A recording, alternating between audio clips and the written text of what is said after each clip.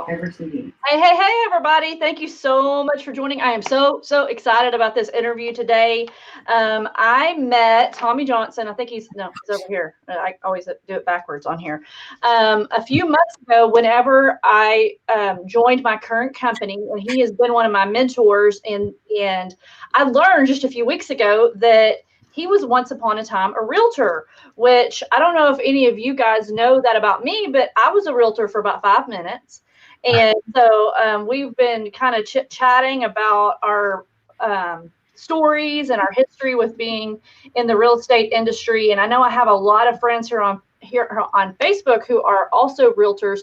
So I want him to share his story with you, and I want him to share with you how he was able to increase his income without actually selling homes, and not only without selling homes, but actually able to increase his income when the real estate market took a tank.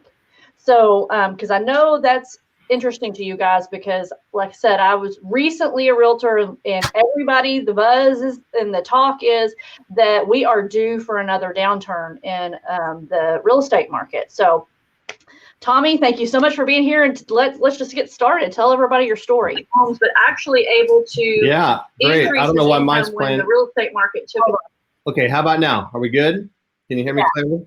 Yeah. Yeah. Thanks, Liz. And I love the title of your live here this morning, and I feel like realtors are perfect for our business.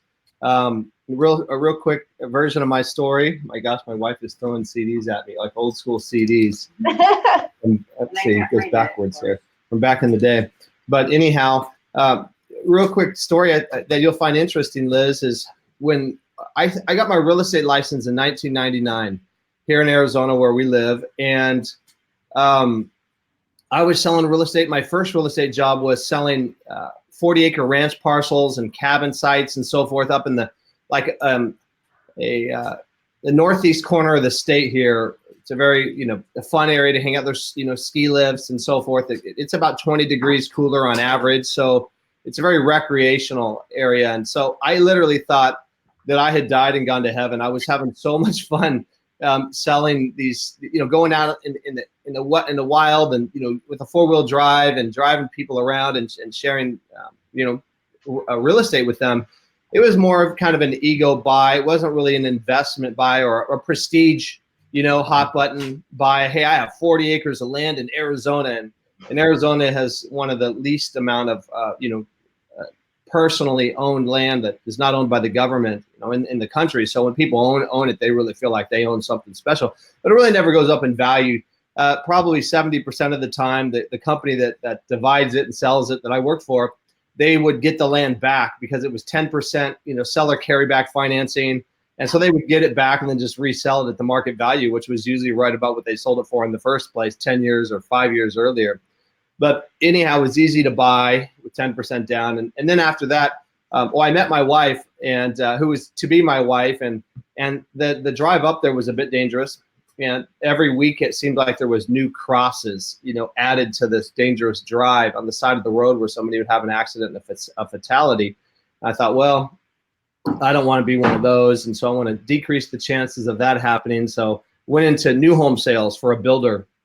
At that time, the builder was called, it was the second largest in the world, builder named KB Home, formerly known as Kaufman and Broad.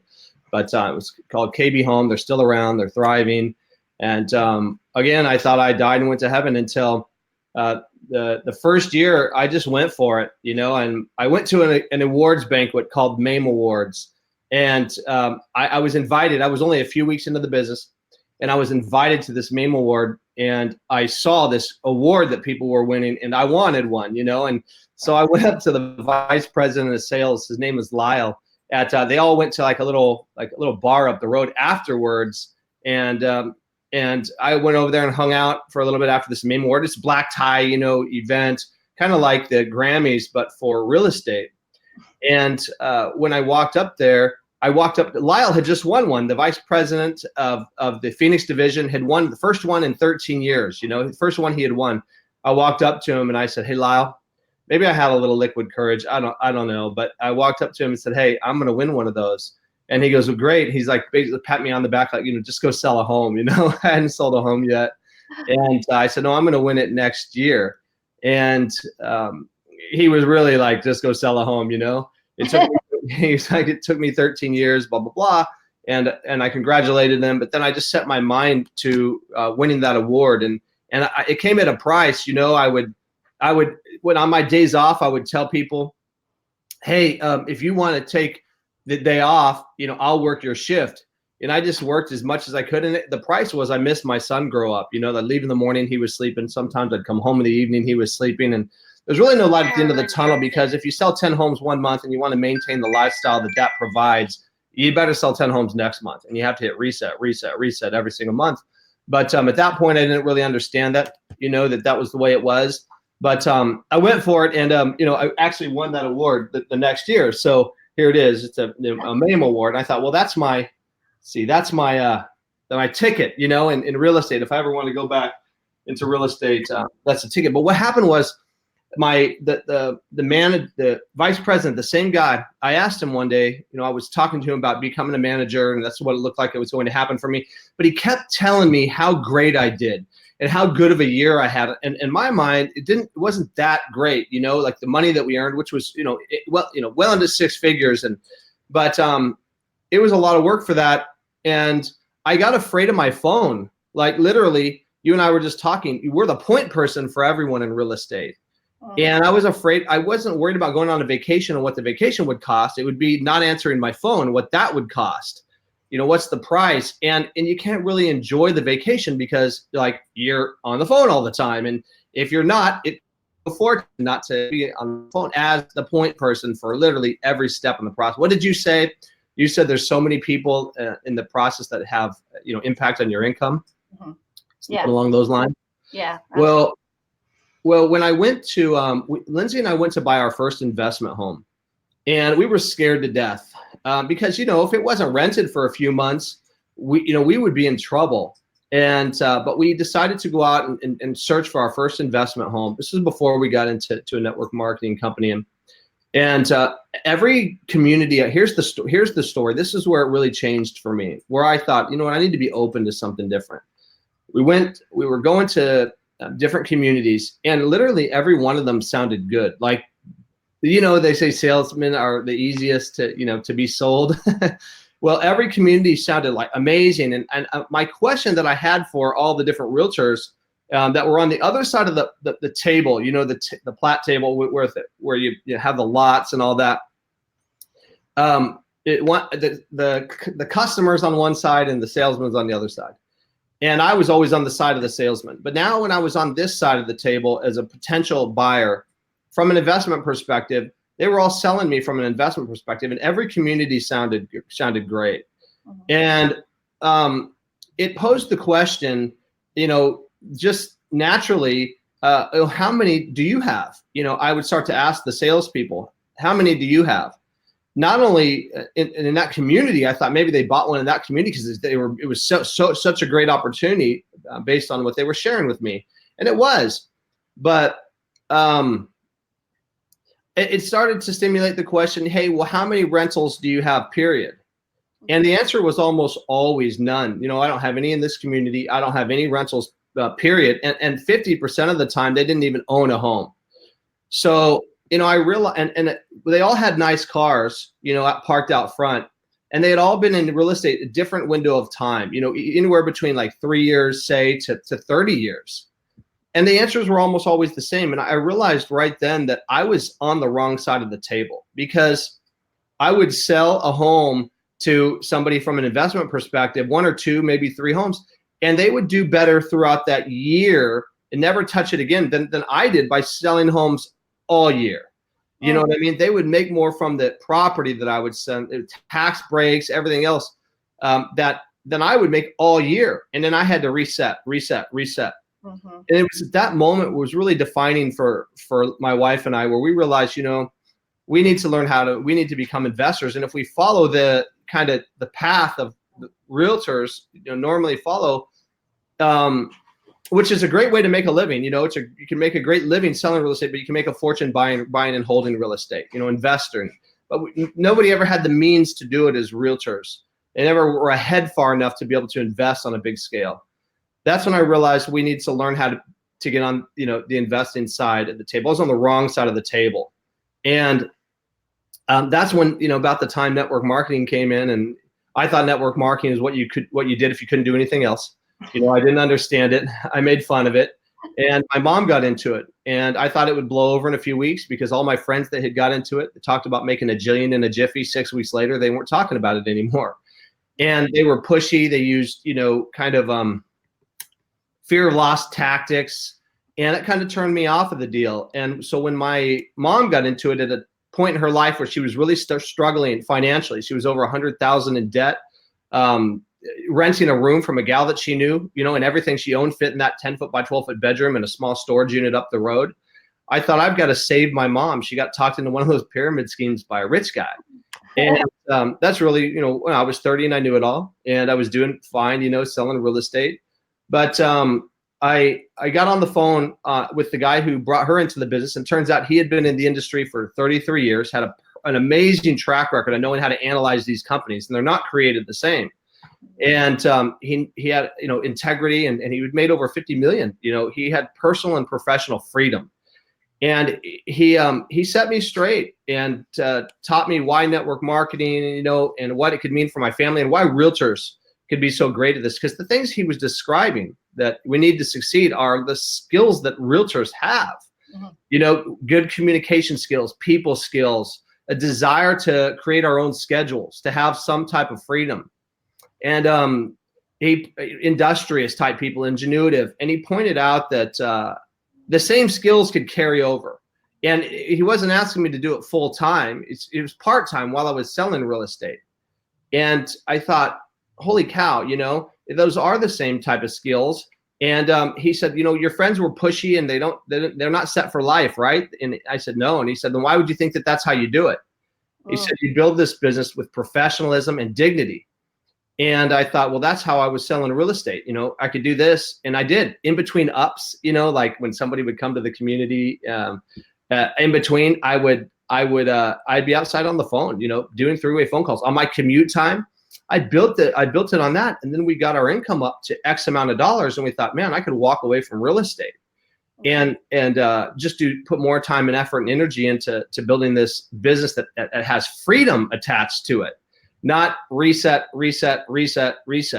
true freedom, time and geographic freedom. And we did. And all my real estate friends were like, you're crazy, man. What are you doing? And because this was in Arizona, where the boom booms the hardest, and the crashes the hardest anywhere in the country. And the boom was just starting. So this was May of 2003. And then by June, July, August, September, probably by October, about this time, 2003, we walked away, and the boom really started right then. So a dog with a note in his mouth was making $250,000, just to buy a home from me. And then but we stayed focused. We had great guidance teaching us, and we had our income up in 2 years. We were making $300,000 a year residually. And just by applying those same skills, I point out to my real estate friends, there's no paperwork, no inventory, no liability. Paperwork, it's brutal. So, yeah, and a year later, we doubled that. So in 3 years, we made our first $1 million doing this on the side. So we had, now we were focused during the boom. And nobody else was. I couldn't get one single realtor, Liz. I'm almost done with this story, and then let's dive into, I know you got some great questions. But this is important, realtors, because you could build a business on realtors, and realtors could thrive with this so easily. But now's the time to do it, not when real estate is going down. Because when it went down in 2008, I couldn't get one realtor to look at the business with me, not one, but before that. And that was my circle of influence. And but then in 2008, they started flocking to the business. In 2009, they really did. In fact, around that time, I recorded a CD with a group of realtors. Back when we used tangible CDs, a group of realtors that was called. We titled it "Do You Rent or Own Your Career?" And it was a roundtable of all very successful, 7-figure earning realtors that were all in the business and thriving with me in the business. But at that time, 2009, my wife and I started to buy rental houses. We ended up buying 22 homes, and we had to put 30 to 100% down on all of those properties. But because we focused on the business when real estate was doing good, not wait until it goes bad and, let the economy dictate, our earnings, we did it on the side. Before then, we had the means to capitalize on the crash, which is the boom, if you have the means, right?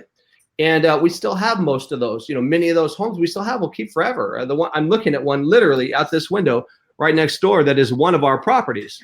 We paid $130,000 for that house. It's on Zillow for like $380, but it's a $1,000 plus monthly cash flow property.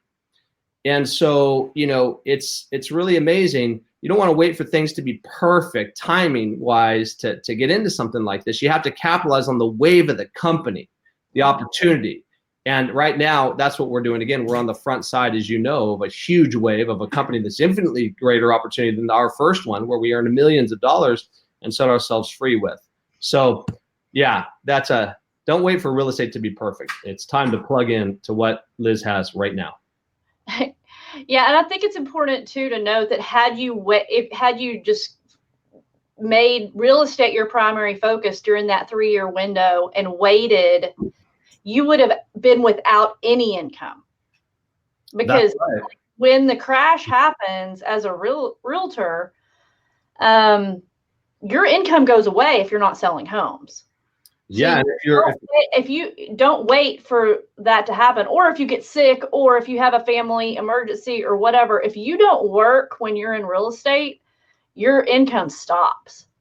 And if you're an investor, which and the crash happens, then you lose there's no buyers for your investment properties. You're gambling, and you lose your credit and everything. So you can't capitalize on the boom, on the crash, when it happens. I mean, it's just about being smart and making good decisions, and that's what we're doing here with iBoomerang, Liz. Is we're using this to build the capital to capitalize on this next crash that's coming. And if you don't think it's coming, you're more naive than you need to be. But everything goes in cycles. So it's when it comes, we want to buy 50 homes this time. Right. Oh yeah.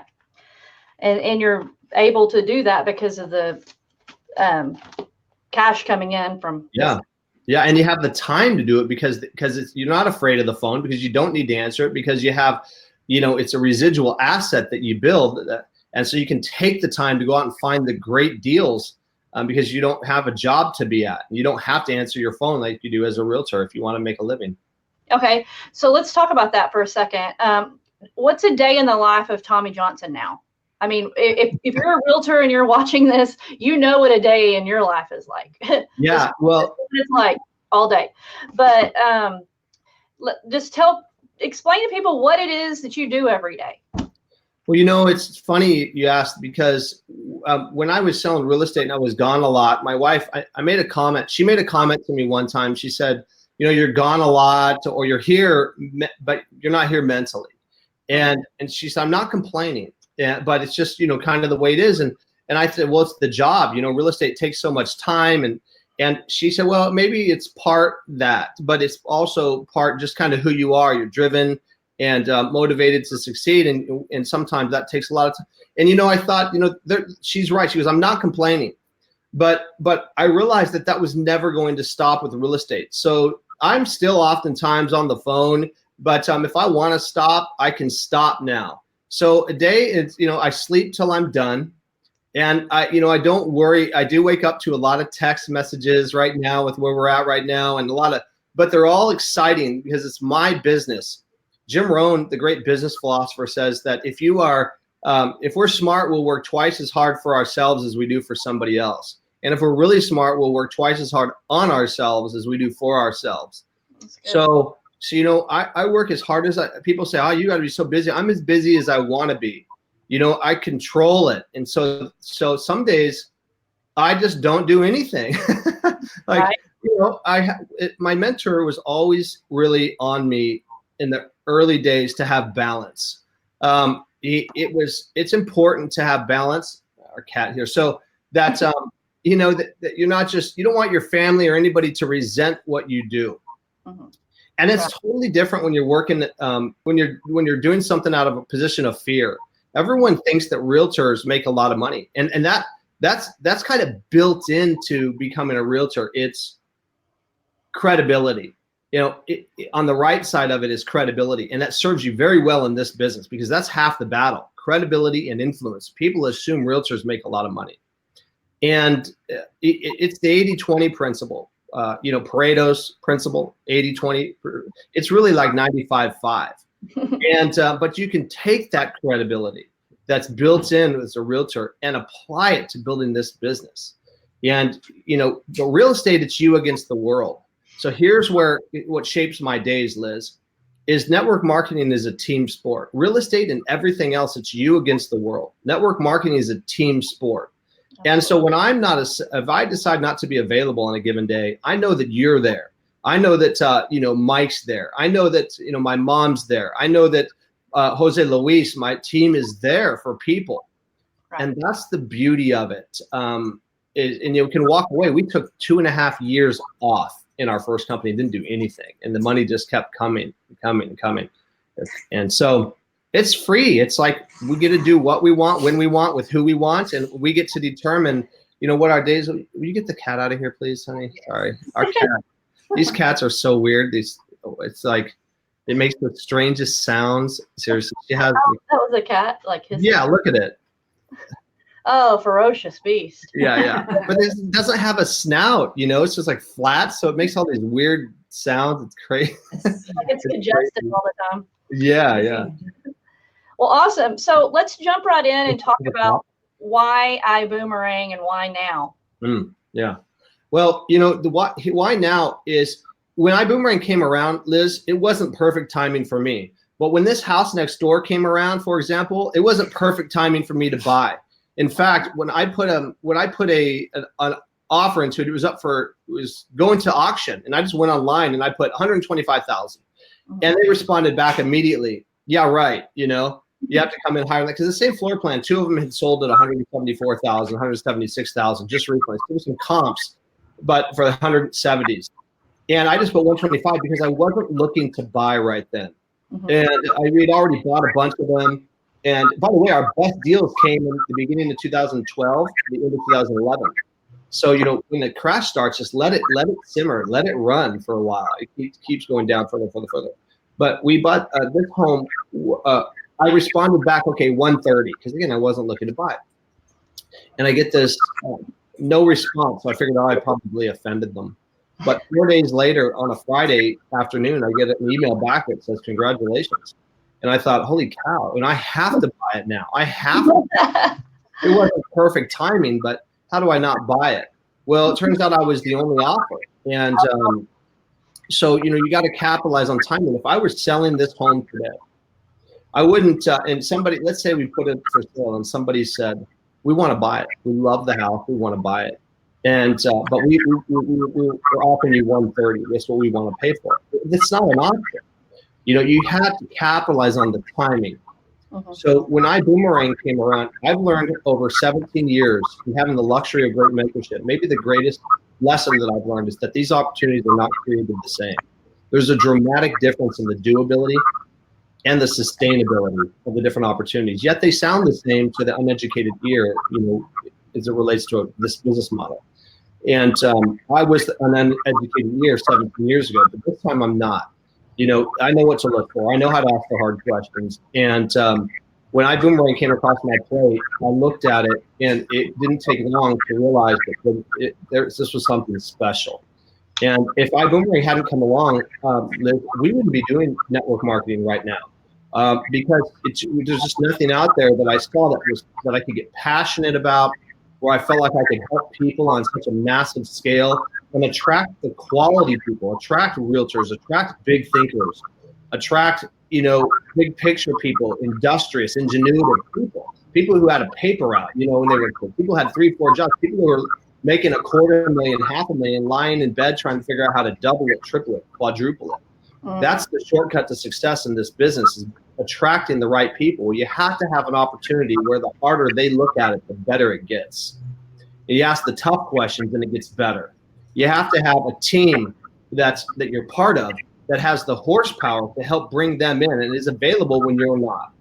And you have to have the ability to get them started effectively, meaning you have to get some points on the board, get some people underneath them that they're excited about, help them become profitable with it, and they can see that it's worth some of their time and energy. It's a very part-time thing for quite some time. But you know, and this is the first time that I felt like, holy cow, we have like startup and stability coexisting here. We have the biggest thinker in the history of the industry at the helm. That's ultimately the opportunity. And the short answer to that question is always Holton Buggs. Why iBoomerang? Holton Buggs. What has you so excited again, Tommy? Why is a passion back? Holton Buggs. You know, why are you doing this right now when the timing wasn't perfect for you? The Holton Buggs. You know, how come your business is growing so fast? You know, Liz Pevytoe and Holton Buggs. You know, how come you know you're attracting people like Liz, and how come she walked away from another deal that she was doing? Holton Buggs. It's always the answer. You know, what's the difference between Sony and Apple? You know, the owner. What same concepts? You know, but what's the difference between Walmart and Kmart? You know, Kmart closed all their stores and Walmart was thriving. It's the owner. What's the difference between Seattle's best coffee or every little coffee shop out there that may have better coffee than Starbucks? You know, Howard Schultz. And when you have someone at the helm of this company in this industry that's like that, that's ultimately the opportunity. I had never been paid on all the people that I had talked into getting an iPhone or moving to Arizona for that matter. You know, the states never paid me, and I have lots of friends that I'm convinced this is a great option. They never paid me. This would be like selling a piece of real estate and getting paid for the rest of your life on that one sale. But you don't have to sell it. You give it away. So here we have a guy that's changing an industry. That happens once in a while. You look at like, oh, I like mixed martial arts, UFC, and so forth. Ronda Rousey, like people couldn't stand. I loved watching because there's a gal that's coming in and changing the face of an entire, you know, model. And every once in a while that happens. I was reading our article the other day that came out by Business from Home, and I thought, holy cow, like this guy is changing industry, and all other network marketing companies seem so boring to me. Like, right. So, I mean, why this company? There's no other options. Why now? Because you can't create the timing, because over 2,000 new customers a day are being taken. If I was a realtor, I would dive into this, and I would take every single person I sold a home to and be different than everybody else, not giving a Home Depot card or some flowers or whatever to everyone I sold a home. I would give them all a boomerang, you know. So for people who don't know what we do, what a boomerang is and what we do, explain to them like exactly what a realtor would be giving away and how they could incorporate that into their current business and grow a second income. Yeah, so a boomerang is like essentially it's like an Uber app. You know, before people were familiar with what Uber is, we all took taxi or yellow cab, and and that was our only options. What we understood as the best option, because there just were no other options. Well, and then all of a sudden Uber comes around and says, hey, we've got nicer vehicles. We can be there quicker. We have, higher levels of security, associated with taking a ride somewhere. And here's this app, by the way, Liz, we have this new app that allows people to utilize Uber instead of, gosh, the cat's back. Instead of, oh, look at her, she's back there just dying to make some weird sounds. She's like E.T. or Gremlin. But anyways, it makes transportation more convenient, more fun, and less expensive. And here's this new option. Give it to people. Give it to people. Everybody you sell a home to, give them access to this. They'll thank you. It brings value into their life. And every time they use it for the rest of their life, first of all, they're going to remember you. You gave them a unique gift that keeps on giving. And every time that, and that's what you want. The best realtor, the best lead is a referral, right? From somebody you already sold a home to. But anyways, if you give what everybody else is giving, you're just like everybody else. And if you want to do something, if you want to be different, the cat's back, honey. But she just walked back. But anyways, if and then also every time they use it, they're going to think of you. But every time they use this, they're going to save money. And when they do, you make money for the rest of their life. You never need to remember their name. You don't need to follow up with them or anything. And then when they use our additional services down the road, right now it's just travel. I say just travel. That's $8 trillion industry, bigger than real estate, and it's also much bigger than transportation, and it's more exciting. So now they have access to and it's free for them to get and free to keep. I mean, it's an absolute no-brainer. It doesn't even cost you money out of your pocket to give this gift to people. So a boomerang is free access to discounted travel that they never had before. That's guaranteed to save them money 100% of the time when they use it. And they don't get added to a bunch of email lists like they do if they book travel through public sites. They don't get their information, their data sold to a bunch of different business partners like they do when they go online and search Travelocity or any of these other companies. Right. That's awesome. Well, I think we pretty much covered everything I wanted to cover today. So thank you so much for doing this with me. I really appreciate it. I have so many realtor friends, and I just feel like almost panicked to help them conceptualize what this opportunity is here. And like you said, I'm not asking them to quit real estate. That's not what I'm asking. I'm just asking them to look at how this can add value to their clients and how it quite possibly could end up being the freedom that they're looking for that they might not have doing what they're doing right now. If we could build this business list just on realtors, we could build an empire just on realtors. But again, they come with the built-in skills already. They come with the database. They come with the credibility and influence. They come with the desire to create their own schedules to some degree. And the difference is, your real estate licenses. What state are you in again, Liz? Texas. Can you go sell homes in Oklahoma? No. Your real estate license? I was limited to Arizona, and realtors know mortgage professionals. They're great at this business. Realtors know, what is it? Title agents. By the way, I've never seen a title agent that was married, still married. Talk about a tough gig. They're always single because it's hard to stay married when you're having to work 24/7 as a title agent. And you can stay married doing this. And those people are all great at this business. Facts and figures people are great at this business. And just good people that are fun to be around. And if you're going to be successful at any of those, you need to be fun to be around. And but you have complete geographic freedom. Yeah. We're open in 151 countries. Is your business outside of Texas? But my boomerang business? Yeah. Oh, all over the world. Yeah. Yeah. So have you left Texas to build it? No.